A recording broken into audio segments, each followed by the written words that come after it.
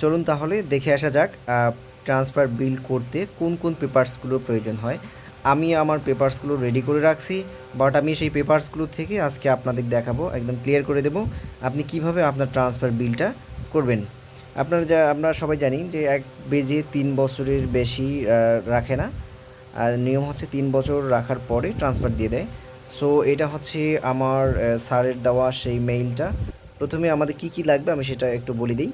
প্রথমে আপনি যে ট্রান্সফার হচ্ছেন, ট্রান্সফারের যে একটা লিস্ট সেটা থাকতে হবে। এটা হচ্ছে ট্রান্সফার লিস্ট।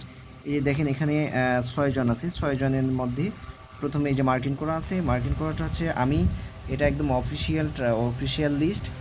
সো এখানে অবশ্যই এরকম একটা ফর্ম লাগবে, যেটা আপনার লিস্ট দিয়েছে সেই লিস্টে অবশ্যই মাস্ট বি থাকতে হবে আপনার নামটা, এবং আপনাকে কোথা থেকে কোথায় দিচ্ছে এরকম যেন থাকে অবশ্যই।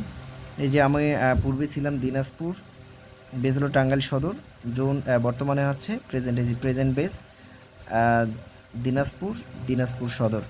সো এখন আমরা এই যে আমি যেমন আমার লিস্টটা পেয়ে গেলাম, বাট এটা একটা লিস্ট, এই লিস্টে আমার নাম আছে, এখানে আদার্স আমার কলিগদেরও নাম আছে।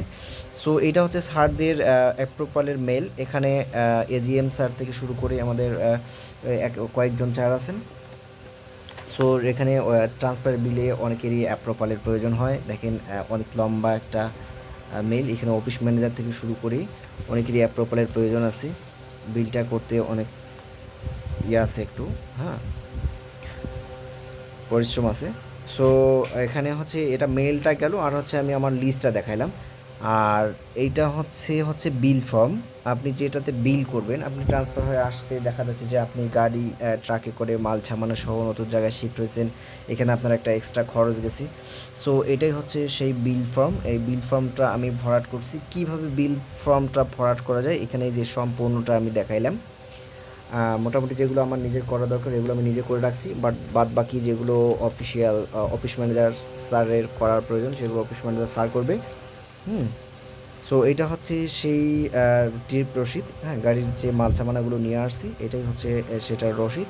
সো এরকম অবশ্যই একটা রসিদ থাকতে হবে। তাহলে আমি কি কি এখানে পাইলাম, প্রথমে হচ্ছে মেইল সহ এরকম ট্রান্সফার লিস্ট। সো মেইলটাই হয়েছে 3 পাতা,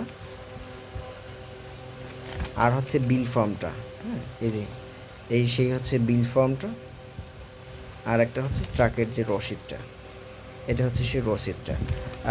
এতটুকু হলেই এনাফ, বাট এটার মেজর হচ্ছে এই মেইলটা, আর সেকেন্ড হচ্ছে এই ফর্মটা, রসিদটা।